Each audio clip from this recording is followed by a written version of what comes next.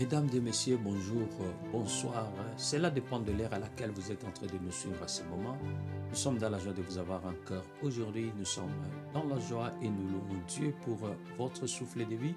Nous louons Dieu parce que vous êtes vivants, parce que Dieu vous a donné la grâce, Dieu vous a donné l'opportunité, Dieu vous a donné les moments de pouvoir participer à cette émission que nous appelons Parole de vie.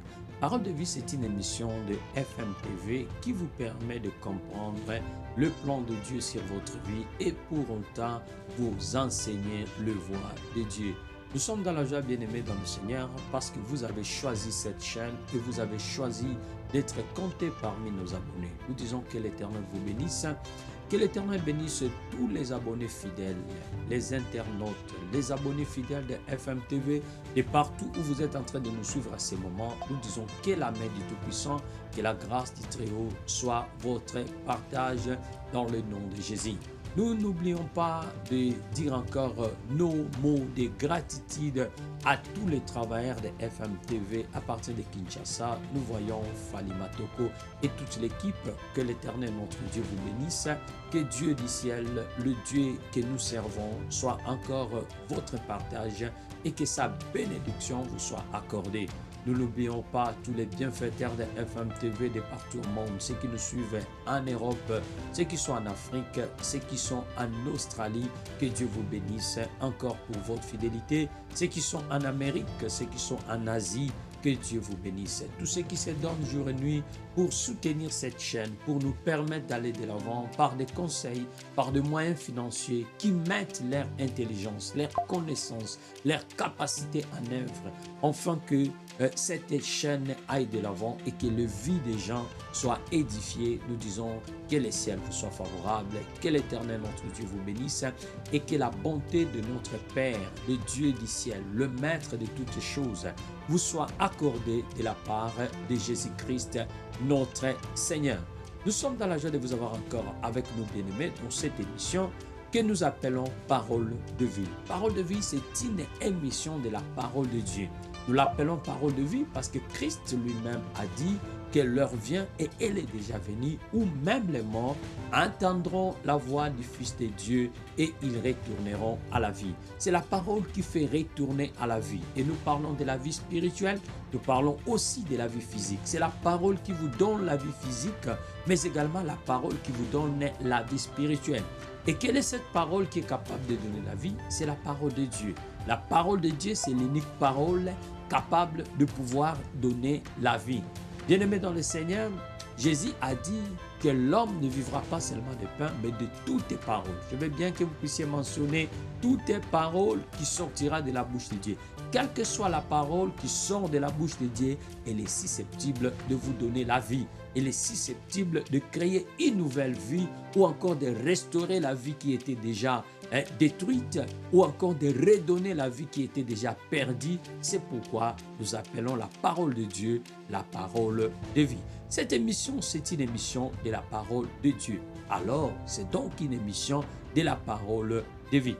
Dans cette émission Parole de vie, nous sommes en train d'exploiter un sujet que nous avons commencé depuis le temps passé. Nous sommes en train de nous poser une seule question et nous tentons de répondre à cette question. La question c'est: comment connaître la volonté de Dieu? Voilà la question que nous sommes en train d'exploiter, bien-aimés dans le Seigneur, et nous sommes en train de tenter de répondre à cette question. Dans notre première émission, nous avons montré l'importance de connaître la volonté de Dieu. Et nous avons répondu à la question: pourquoi connaître la volonté de Dieu? Et nous avons montré que la volonté de Dieu était primordiale. Ainsi, il est important, il est essentiel que tout homme puisse connaître la volonté de Dieu, parce que quand nous marchons dans la volonté de Dieu, bien-aimés dans le Seigneur, la réussite est assurée, la victoire est assurée quand nous marchons selon la volonté de Dieu. Alors, poursuivre la volonté de Dieu ou encore marcher selon la volonté de Dieu vous assure la victoire, vous assure la réussite, vous assure, oh bien-aimés dans le Seigneur, un succès dans tout ce que vous entreprendrez. Alors, dans notre émission, l'émission passée, nous étions en train de voir quelles sont les voies par lesquelles nous pouvons connaître la volonté de Dieu. Ou alors, j'allais dire, nous avons commencé par montrer les voies par lesquelles nous pouvons connaître la volonté de Dieu. Et la première des voies par laquelle nous connaissons la volonté de Dieu, c'était la parole de Dieu. Nous avons dit que la volonté de Dieu doit être conforme à sa parole. Tout ce que nous faisons qui n'est pas conforme à la parole de Dieu, alors ce n'est pas conforme à la volonté de Dieu. Parce que la volonté de Dieu est toujours conforme à sa parole. Donc quand nous disons que nous devons faire les choses selon la volonté de Dieu, c'est-à-dire nous devons faire ces choses selon la parole de Dieu. Il n'y a pas la différence entre la volonté de Dieu et sa parole.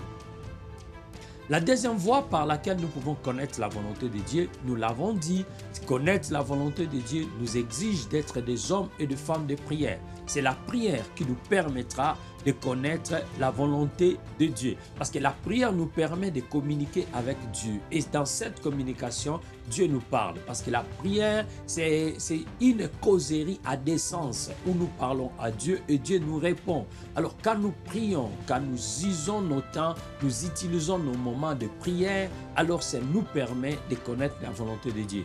Et alors le Seigneur lui-même a promis, il a dit, invoque-moi, je te répondrai, je te montrerai. Je te montrerai les choses que tu ne connais pas si tu m'invoques. C'est pourquoi, bien-aimé dans le Seigneur, il est essentiel, il est important, il est primordial que nous puissions invoquer Dieu. Parce que quand nous appelons Dieu, quand nous invoquons Dieu, bien-aimé dans le Seigneur, Dieu nous répond, mais pas seulement il nous répond, mais aussi il nous montre les choses que nous ne connaissons pas. Alors connaître Dieu ou encore invoquer Dieu nous permet d'entrer en contact avec la connaissance de la volonté de Dieu parce que la prière nous ouvre la porte de la révélation et nous montre la volonté de Dieu. Alors aujourd'hui, nous allons continuer dans le même sens où nous sommes en train de voir comment connaître la volonté de Dieu. La fois passée, nous avons montré les deux voies que je peux appeler les deux premières voies par lesquelles on peut connaître la volonté de Dieu. Et aujourd'hui, je vais ajouter d'autres voies, d'autres moyens par lesquels nous pouvons connaître la volonté de Dieu, d'autres moyens que nous pouvons exploiter, les choses que nous pouvons aussi exploiter pour connaître la volonté de Dieu. Parmi ces choses que nous pouvons exploiter, bien-aimés, pour connaître la volonté de Dieu, la première des choses que nous allons voir et que nous allons montrer aujourd'hui, la voie par laquelle nous pouvons connaître la volonté de Dieu, c'est ce que nous allons appeler les témoignages de l'Esprit. Le témoignage de l'Esprit, ou encore nous pouvons le dire pour être mieux et clair, les témoignages du Saint-Esprit ou les témoignages de l'Esprit de Dieu. Nous devons consulter le Saint-Esprit ou encore être sensibles au Saint-Esprit pour connaître la volonté de Dieu. Parce que vous savez bien aimé dans le Seigneur que l'Esprit de Dieu est celui qui connaît la volonté de Dieu plus que quiconque dans ce monde. Et la deuxième des choses, nous devons savoir que quand nous parlons des témoignages de l'Esprit, nous voulons tout simplement parler des convictions intérieures poussé par le Saint-Esprit. À un moment donné, vous vivez, vous marchez, vous sentez une certaine conviction dans votre cœur, vous sentez une certaine conviction en vous, vous sentez une foi qui monte, vous sentez quelque chose qui vous pousse à faire une chose ou à ne pas faire une autre chose. C'est là, c'est la communication du Saint-Esprit par notre esprit que nous appelons la conviction. À un moment, je suis convaincu, je sens une conviction. Vous attendrez quelqu'un qui dit, je sens une conviction que je dois faire ça. Je sens une conviction que je ne dois pas faire ça. La conviction intérieure, c'est une devoir qui nous permettra de connaître ou de marcher ou de faire les choses selon la volonté de Dieu. Et la conviction intérieure, c'est ce que nous appelons aussi les témoignages ou encore la communication de l'Esprit de Dieu. Pourquoi nous devons nous confier à cette communication du Saint-Esprit? Parce que tout simplement, dans 1 Corinthiens chapitre 2, versets 10 à 11, la Bible nous dit, Dieu nous les a révélés. La Bible dit, personne ne connaît la volonté de Dieu, mais Dieu nous les a révélés par l'Esprit. Car l'Esprit sent tout, même les profondeurs de Dieu, lesquels des hommes, en effet, connaît les choses de l'homme, si ce n'est l'Esprit de l'homme qui est en lui. De même, personne ne connaît les choses de Dieu si ce n'est l'Esprit de Dieu. Donc, la Bible commence par nous dire que personne ne peut connaître ce qui est dans le pensée de Dieu, Personne ne peut connaître le pensée de Dieu si ce n'est pas l'Esprit de Dieu. Qui connaît mieux le pensée de Dieu si ce n'est pas l'Esprit de Dieu? C'est l'Esprit de Dieu qui connaît le pensée de Dieu. De même que c'est l'Esprit de l'homme qui connaît les pensées de l'homme. J'allais dire la volonté de l'homme. Ce que vous aimez, c'est votre esprit qui connaît. Ce qui est dans votre cœur, c'est votre esprit qui connaît. Ce qui est dans votre pensée, c'est votre esprit qui connaît. Donc, personne ne connaît ce qui est dans votre cœur si ce n'est pas votre esprit. De même, personne ne connaît la volonté de Dieu mieux que l'Esprit de Dieu lui-même. Et la Bible nous dit que l'Esprit sonde les profondeurs de Dieu. Le Saint-Esprit de Dieu sonde les profondeurs de Dieu. Ou encore sonde les pensées de Dieu. Ou encore sonde la volonté de Dieu. Le Saint-Esprit connaît beaucoup la volonté de Dieu parce que le Saint-Esprit sonde la volonté de Dieu. Mais ce qui est bon avec le Saint-Esprit, c'est que le Saint-Esprit ne connaît pas seulement la volonté de Dieu et ses terres. Mais le Saint-Esprit, la Bible commence par dire, Dieu nous les a révélés, Dieu a révélé sa volonté à nous par le Saint-Esprit. Donc le Saint-Esprit ne connaît pas seulement la pensée de Dieu, mais le Saint-Esprit prend de ce qui est à Dieu et il nous l'annonce. Jésus a dit lui-même que quand l'Esprit viendra, il nous annoncera toutes choses parce qu'il prendra de ce qui est à lui et il nous l'annoncera. Donc le Saint-Esprit est venu pour prendre ce qui est en Dieu et l'annoncer à nous. Et quand l'Esprit de Dieu le fait, l'une des voies par lesquelles le Saint-Esprit utilise pour nous parler, ce sont les convictions intérieures ou encore la voix intérieure. Ce que les gens disent, la voix intérieure. Je sens une conviction, je sens comme une voix, je sens quelque chose. La conviction intérieure ou la voix intérieure, c'est le moyen par lequel le Saint-Esprit prend ce qui est à Dieu et vient nous l'annoncer ou encore vient nous le communiquer. Alors, c'est par cette voix intérieure que nous pouvons même encore appeler les émotions ou encore les saintes pensées, les saintes émotions ou les saintes pensées. Je sens une joie, je sens une paix. Et les autres appellent présage. Je sens un mauvais présage. Mais pour nous les chrétiens, il ne s'agit pas seulement de présage. Il s'agit d'une conviction. Il s'agit d'une communication par le Saint-Esprit dans nos cœurs qui nous dit qu'il y a quelque chose qui va arriver. Ne fais jamais ça, ne va pas comme ça, ne fais pas ceci, ne fais pas cela. C'est cette communication que le Saint-Esprit fait passer à notre esprit. Parce que vous savez que l'Esprit communique avec notre esprit. Romains 8,16 dit, l'Esprit lui-même rend témoignage à notre esprit que nous sommes les enfants de Dieu. C'est-à-dire, le Saint-Esprit parle à notre esprit. Et quand le Saint-Esprit parle à notre esprit, cela peut prendre différentes formes. Ça peut être la forme d'une conviction intérieure, ça peut être la forme d'une émotion, la sainte émotion, ou encore ça peut être la forme d'une sainte pensée. J'ai seulement entendu une pensée monter dans mon cœur, j'ai seulement entendu que quelque chose me disait que je ne devais pas faire ça. Et pour nous chrétiens, quand on est en contact avec le Saint-Esprit ou en communication avec le Saint-Esprit, c'est une communication. Alors, le Saint-Esprit communique à notre esprit. Le Saint-Esprit, vous savez, bien-aimé dans le Seigneur, ne communique pas à notre corps. Ce que nous savons, que l'homme est constitué de 3 parties. Le corps, l'âme et l'esprit. Le Saint-Esprit ne parle pas à notre âme. Le Saint-Esprit ne parle pas à notre corps. Mais le Saint-Esprit communique les pensées, déverse, j'allais dire comme ça, déverse les pensées à notre esprit. Et quand notre esprit reçoit les pensées de Dieu, c'est ce qui nous donne cette conviction que je dois aller, que je dois descendre, je dois faire, je dois. Et quand vous faites, bien-aimé, il y a des résultats. Vous vous demandez comment je suis. Non, c'est le Saint-Esprit qui a communiqué à votre esprit. Alors, quand le Saint-Esprit communique à votre esprit, il en résulte une sainte émotion.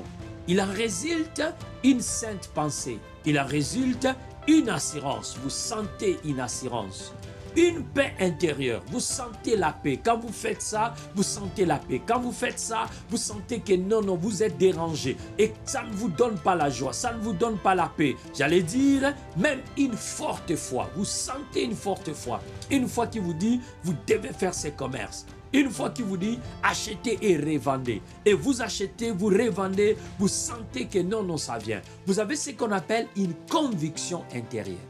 la conviction intérieure ou la sainte pensée ou encore la sainte émotion ou encore l'assurance de l'esprit, c'est le moyen par lequel nous pouvons nous confier à la volonté de Dieu. C'est le moyen par lequel nous pouvons savoir ici Dieu a dit oui et là Dieu a dit non. Nous connaissons la volonté de Dieu, pas seulement que nous attendons les songes, pas seulement que nous attendons les rêves, pas seulement que nous attendons les versets de la Bible, mais aussi notre simple conviction intérieure, notre sainte pensée, notre assurance qui monte dans nos cœurs. Ça nous dit que oui, l'Éternel a parlé, l'Éternel est avec nous, l'Éternel nous soutient, l'Éternel va agir, l'Éternel va faire. C'est-à-dire, c'est une des voies par lequel nous connaissons la volonté de Dieu. Donc, bien-aimés dans le Seigneur, la troisième voie par laquelle nous pouvons connaître la volonté de Dieu, c'est la sainte conviction. La sainte conviction. Et chacun de nous doit être sensible à l'Esprit, parce que le Saint-Esprit ne parle pas à nous tous de la même façon. Nous devons savoir quand il nous parle. Quelles sont les émotions que vous sentez? Qu'est-ce que vous sentez quand c'est Dieu qui a dit oui? Qu'est-ce que vous sentez quand Dieu a dit non? Donc, au fil du temps, vous devez apprendre ces signes.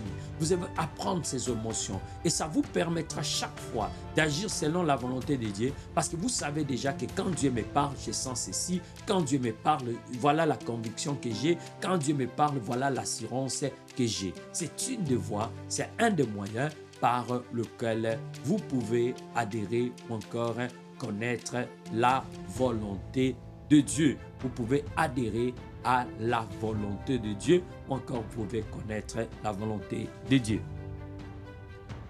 La quatrième voie ou le quatrième moyen par lequel nous connaîtrons la volonté de Dieu, nous allons l'appeler les signes bien précis posés à l'avance. Ou encore, dans le terme imagé, nous allons l'appeler la toison de Gédéon. La toison de Gédéon, c'est un moyen, c'est une voie par laquelle nous connaissons la volonté de Dieu. Si nous pouvons comprendre la toison de Gédéon, il nous faut lire Juges, chapitre 6, versets 36 à 40, où la Bible nous parle de l'histoire de Gédéon.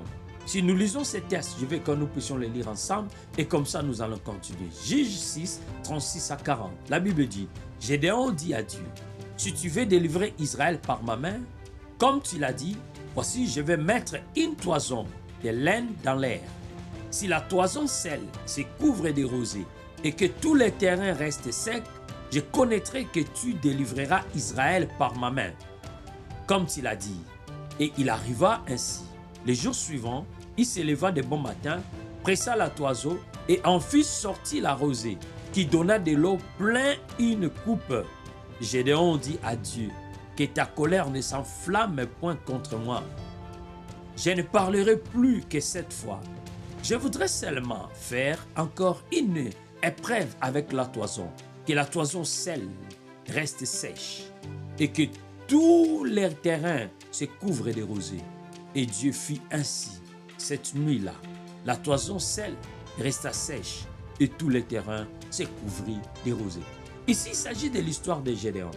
Dieu appelle Gédéon et lui dit, vaillant héros, c'est toi qui vas délivrer les peuples. Je t'ai choisi.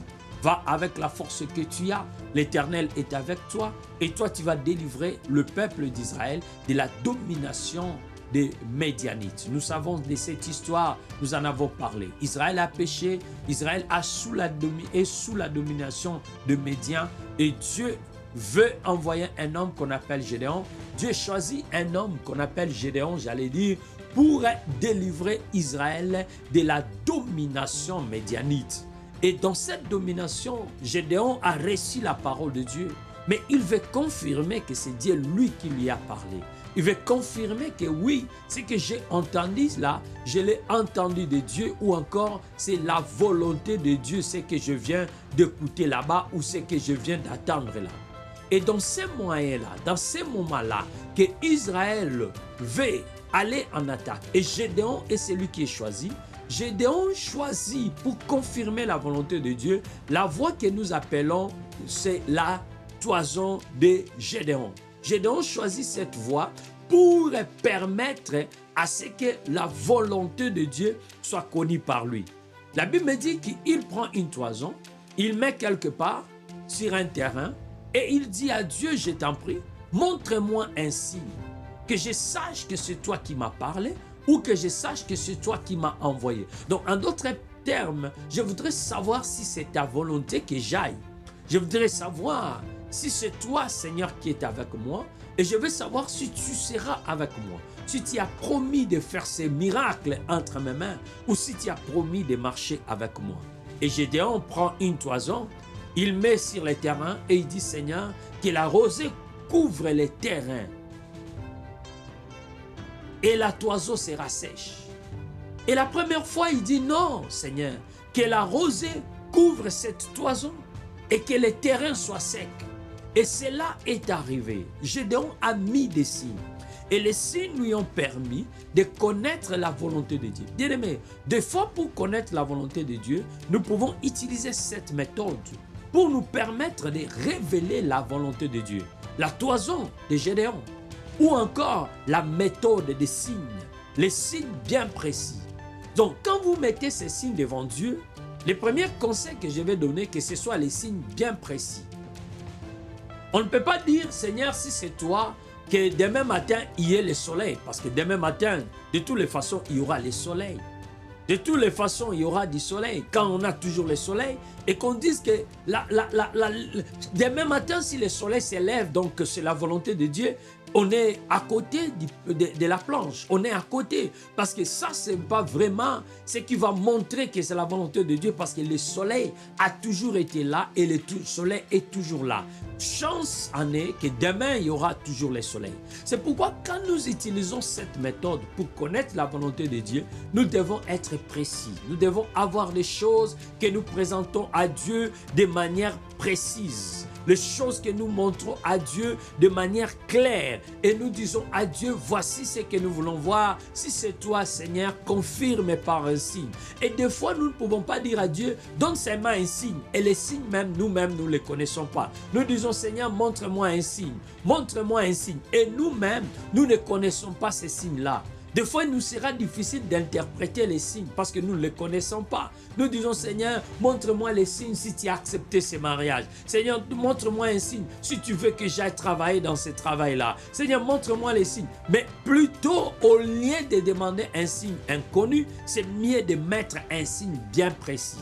Et on ne peut pas mettre un signe après que ça s'est produit. Tu dis non, non, ce signe ici, je les mets comme mon signe. Non, on les met avant et on dit à Dieu avant, si c'est toi Seigneur, je voudrais que tu me montres un signe. Et des fois, ce ne sont pas les signes que nous montrons, que nous demandons à Dieu. Des fois, ce sont des signes qui viennent par eux-mêmes. Des signes qui nous disent que Dieu ne permet pas que tu ailles dans cette voie-là. Et là, nous parlons de ce que nous appelons les circonstances. Les signes peuvent être les circonstances. Donc, les signes, ça peut être les circonstances. Les choses qui arrivent dans votre vie et ça vous montre que Dieu n'est pas d'accord avec ce que vous êtes en train de faire. Dieu ne soutient pas votre résolution. Quand nous lisons Job 33 que nous avons lu la fois passée, verset 14 et verset 19, la Bible dit, Dieu parle, cependant tantôt d'une manière, tantôt d'une autre, et l'on n'y point près garde. Au verset 19, la Bible dit, par la douleur aussi, l'homme est repris sur sa couche, quand une lutte continue vient agiter ses os. Dieu peut montrer les signes. Ça peut être les signes de la joie. Ça peut être les signes de la douleur. Ça peut être la souffrance. Aux hommes, tu essayes, mais ça ne marche pas. Au bundi, mais aussi batté. Deux fois, c'est un signe. Et Dieu vous dit, non, mon fils, ne fais pas ça. Tu as beaucoup forcé, ça ne marche pas. Peut-être c'est un signe par lequel Dieu vous dit, mon fils, ne fais pas ça. Ma fille, ne fais pas ça parce que ce n'est pas ma volonté. Il y a beaucoup de gens qui ont vu des signes. Les signes qu'il leur avait dit abandonner. Mais ils n'ont pas compris le langage de Dieu. C'est ce que nous appelons le langage de Dieu. Le langage de Dieu, ça peut être les circonstances. Le langage de Dieu, ça peut être des signes. Des signes qui nous disent que Dieu n'est pas d'accord. Et des fois, ce sont des rêves que nous faisons nous-mêmes. Des fois, ce sont des choses que nous faisons nous-mêmes. Et ce sont des signes. Donc, quand nous parlons de la toison de Gédéon, ça peut être un signe que nous mettons nous-mêmes nous disons, Seigneur, si c'est toi que ces signes paraissent ou que l'autre signe paraisse. Si nous voyons Gédéon, c'était des signes bien précis, c'était des signes authentiques et quand c'était arrivé, on ne pouvait pas douter que les signes s'étaient accomplis parce que c'était clair. Regardez comme le moment où il demande que la toison soit sèche et que les terrains soient humides par la rosée. C'était un signe bien précis. Ce n'est pas possible que ces choses-là arrivent. Mais si ça arrive, donc c'est Dieu qui est derrière ça. Les signes peuvent aussi être le témoignage des autres. Quelqu'un qui ne connaît pas ton histoire, quelqu'un avec qui tu n'as même pas parlé, quelqu'un qui n'a même pas appris de ce que, dans quoi tu es, dans quoi tu es mêlé, mais il vient, il commence à te dire, même par des choses que tu ne connais pas, même par des exemples, des fois lui-même ne sait pas qu'il est en train de te communiquer quelque chose, mais les témoignages des autres peut être un signe pour te dire que telle est la volonté de Dieu. Il vient seulement, il te rencontre. Des fois, ce sont des causeries des gens. Tu attends seulement les causeries, mais ces causeries te parlent. Quand tu mets ces causeries dans ta vie, tu comprends que ces causeries te parlent. Ces causeries parlent de toi. Ce qu'ils sont en train de dire parle de toi, parle de ta situation. D'une manière indirecte, on parle de toi. Et c'est aussi un signe qui peut nous permettre de connaître la volonté de Dieu. Quelqu'un vient, il commence à parler. C'est parle pas. Je ne parle pas ici de la prophétie. Je ne parle pas de celui qui vient et vous dit Dieu m'a dit ceci à propos de vous. Mais je parle de causeries en général. Le témoignage que les autres peuvent donner. Les gens qui viennent te dire que mon frère, en tout cas, je sens que ces derniers temps, Dieu veut faire quelque chose avec toi. Ces derniers temps, je sens que si tu es en train d'avancer, ne recule pas. Les témoignages que les autres viennent présenter devant toi, sans que tu puisses demander, ça peut être un signe que Dieu te dit que telle est ma volonté, telle n'est pas ma volonté. Par rapport à Gédéon, l'exemple que nous sommes en train de montrer, Gédéon n'était même pas, malgré les signes qu'il a vus, il n'était même pas encore convaincu que Dieu était avec lui, que Dieu allait lui donner la victoire. Et Dieu lui a donc ajouté un autre signe. Et ce signe, c'était le témoignage des ennemis eux-mêmes, des médianites eux-mêmes. Un témoignage de médianites eux-mêmes. Si nous lisons Juge chapitre 7, verset 11 et verset 13 à 14, Dieu donne à Gédéon un signe pour lui montrer que oui, c'est ma volonté que tu attaques les Médianites et moi je vais te donner la victoire. Au verset 11, la Bible dit, Dieu dit à Gédéon, tu écouteras ce qu'ils diront. Il lui dit, descends, tu écouteras ce que les Médianites te diront, ceux qui seront en train de parler. Ainsi tu comprendras que je suis avec toi. Ce sera un signe pour toi. Et Gédéon est descendu. Et Dieu lui dit, tu écouteras ce qu'ils diront.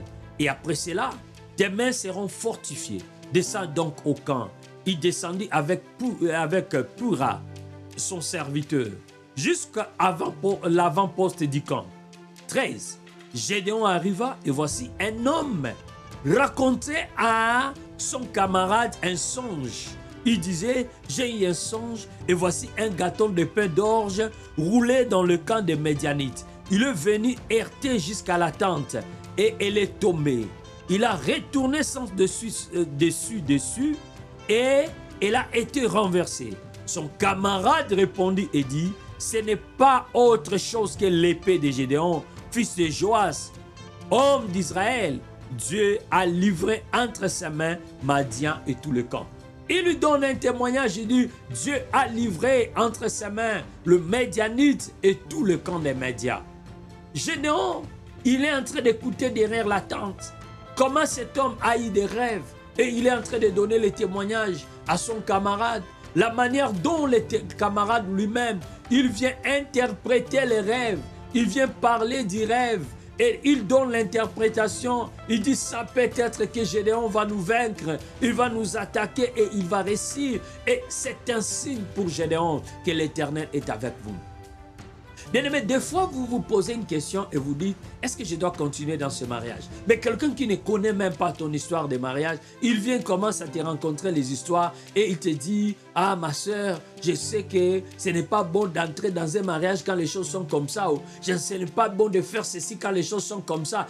Elle ne connaît pas ton histoire. Si elle connaît ton histoire, c'est une autre chose, mais elle ne connaît même pas ton histoire, elle ne connaît même pas la question dont tu es en train de te poser, mais la chose qu'elle dit, les témoignages qu'elle donne de manière inconsciente, corrobore à la situation dans laquelle tu te trouves. C'est une voix de Dieu. C'est une voix que Dieu te parle pour te montrer sa volonté. Si nous lisons dans Ésaïe 7, 14, nous verrons que pour que le Messie vienne, Dieu lui-même avait déjà donné un signe qui permettra à Israël de connaître le Messie. Donc, la voix des signes, c'est une voix que Dieu lui-même utilise. La Bible dit dans Ésaïe 7, 14, pour aider Israël à connaître le Messie, la Bible dit, c'est pourquoi le Seigneur lui-même vous donnera un signe. Voici, la jeune fille deviendra enceinte, elle enfantera un fils et elle lui donnera le nom d'Emmanuel. Le Seigneur vous donnera un signe qui vous fera plutôt, le signe vous fera connaître que oui, ce que Dieu a dit est arrivé. Et le signe sera que la jeune fille deviendra enceinte. C'était une voie pour Israël de connaître le Messie. Et Dieu a utilisé la voie des signes.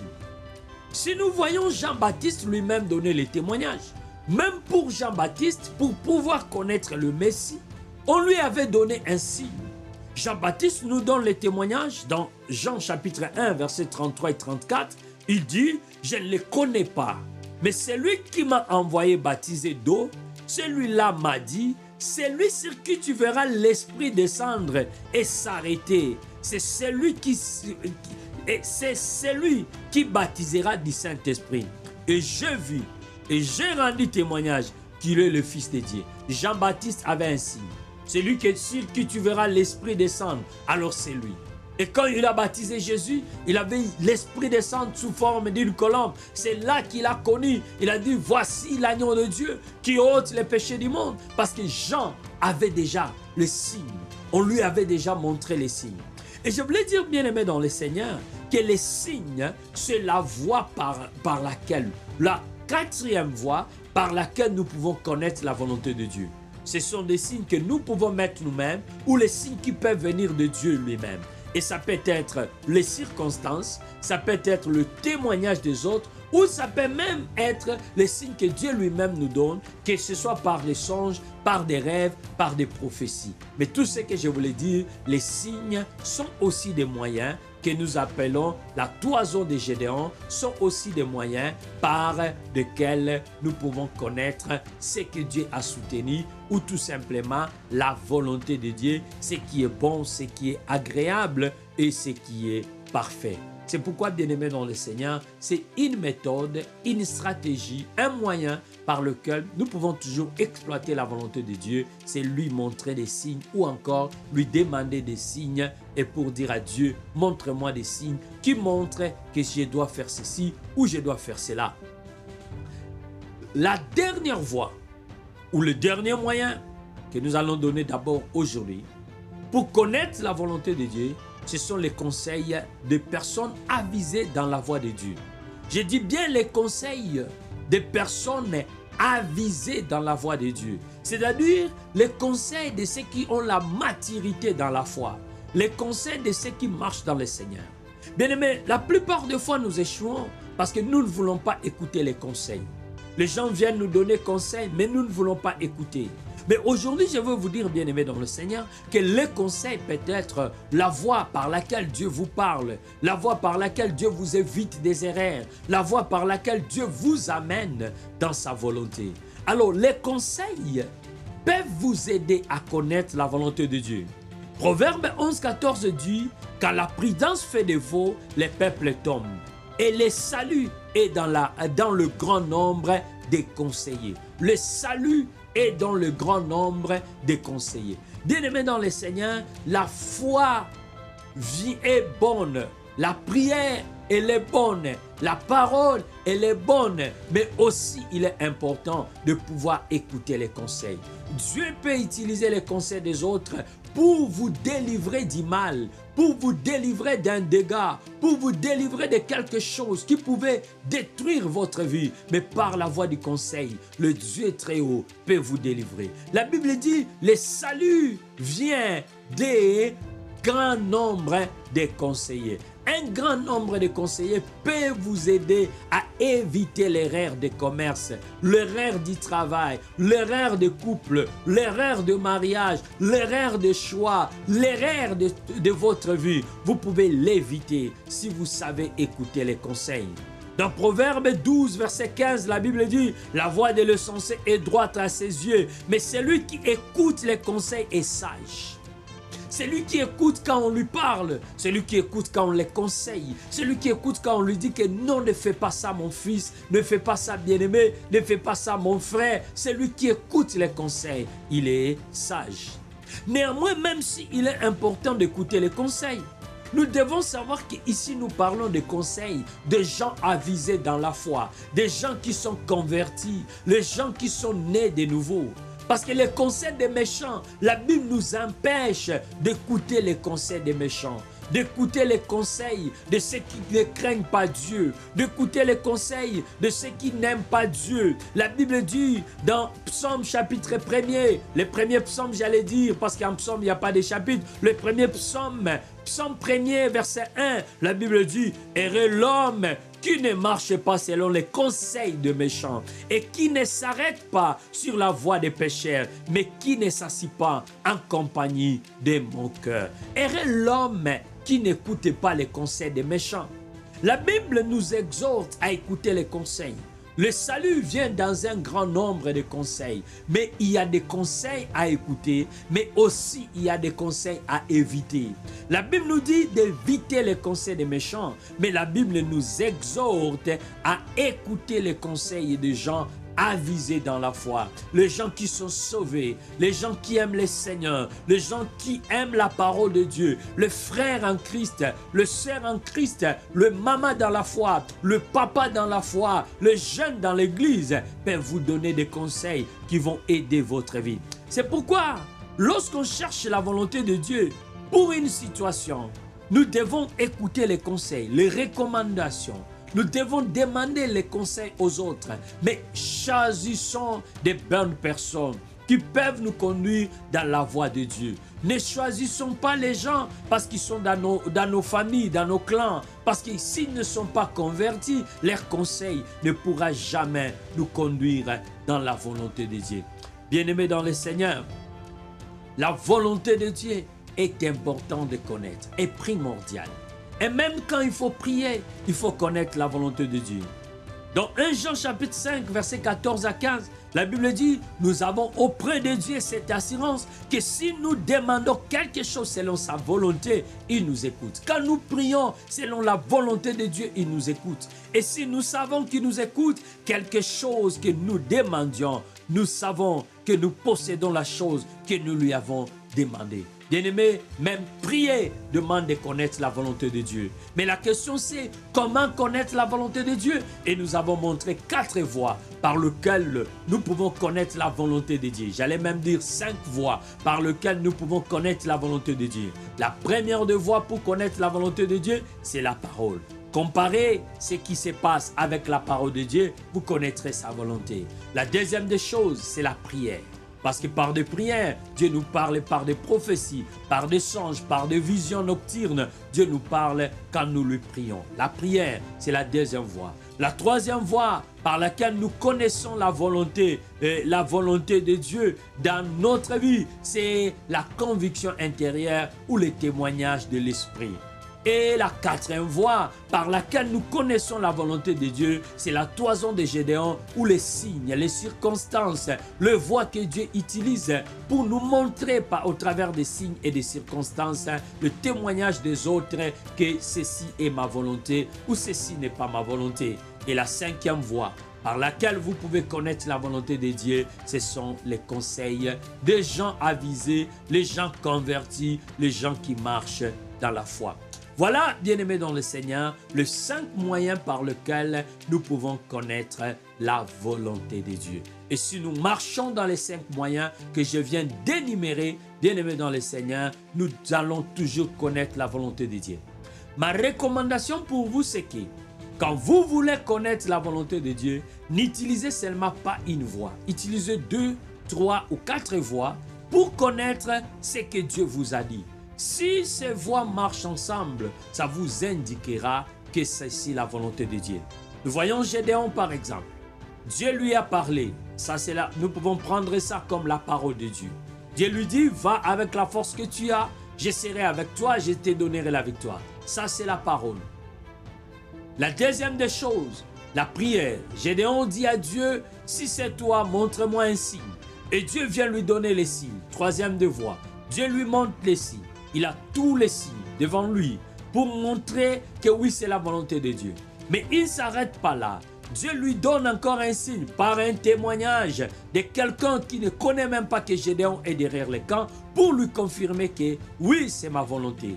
Et Gédéon a pris toutes ces voies, le mettre ensemble pour connaître que oui, c'est la volonté de Dieu. Je dois attaquer les Médianites et je serai victorieux. Voilà, bien-aimés dans le Seigneur, nous ne devons pas prendre seulement une seule voie et qu'avec cette même voie, unique voie, dont nous ne sommes même pas encore sûrs que nous puissions nous dire que c'est la volonté de Dieu.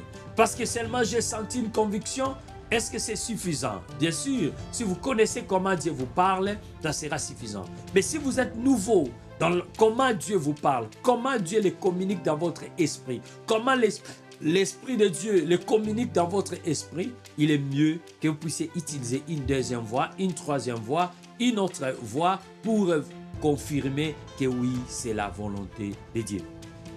Voilà, bien-aimés, ce que nous avions partagé sur ce sujet, comment connaître la volonté de Dieu. Que Dieu vous bénisse et que la main du Tout-Puissant vous soutienne, qu'il nous soutienne, que la main de Dieu soutienne tous ceux qui sont en train d'écouter cette émission, nous-mêmes, et ceux qui sont en train de nous suivre, même ceux qui suivront après, que Dieu nous aide à connaître sa volonté et à marcher selon sa volonté. Laisse que nous puissions prier ensemble et que la main de Dieu très haut nous soutienne afin que nous soyons sensibles au langage de Dieu. Prions. Seigneur notre Père, nous te disons merci parce que tu nous enseignes, tu nous apprends, tu nous montres la voie. Tu veux que nous ne puissions pas manquer notre succès, notre réussite. Ainsi, tu nous amènes toujours dans ta volonté, car c'est ta volonté qui prime. Aide-nous, Seigneur, que nous soyons sensibles, que nous soyons capables de t'écouter quand tu nous parles et que nous soyons capables de suivre tes orientations.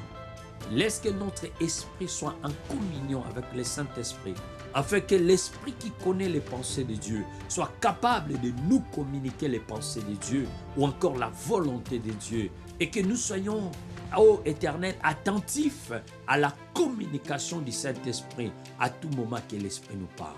Aide chacun d'entre nous par ton amour. Aide-nous, Seigneur, à marcher dans la volonté de Dieu, à reconnaître les conseils des méchants et à savoir distinguer les conseils des méchants et les conseils qui vont aider notre vie. Seigneur, sois notre Dieu et aide-nous dans toutes circonstances. Au nom de Jésus. Amen. Bien-aimés, que l'Éternel vous bénisse. Nous voici arrivés à la fin de notre émission de ce jour où nous étions en train de répondre à la question comment connaître la volonté de Dieu. Et dans cette émission, nous avons montré tous les moyens qui restaient, c'est-à-dire 3 autres moyens par lesquels vous pouvez connaître la volonté de Dieu. Et si vous n'avez pas suivi les 2 premiers moyens, bien-aimés dans le Seigneur, allez dans nos archives, suivez cette émission, suivez tout ce que nous présentons dans cette émission depuis le début et vous serez capable de marcher dans cette pensée de Dieu. Que l'Éternel vous bénisse. Je suis content d'avoir été avec vous. Jacques Cafois, c'est moi et je suis le présentateur de cette émission. J'étais avec vous. Que Dieu vous bénisse. Que Dieu bénisse toutes les personnes qui se donnent jour et nuit pour soutenir cette chaîne. Que Dieu bénisse la famille, équipe que j'appelle famille FMTV à Kinshasa, au Congo et partout au monde. Que Dieu vous bénisse. Fally Matoko, soyez bénis et tous les restes de l'équipe. Que le ciel vous soit favorable au nom de Jésus. Ciao et à la prochaine. Bye.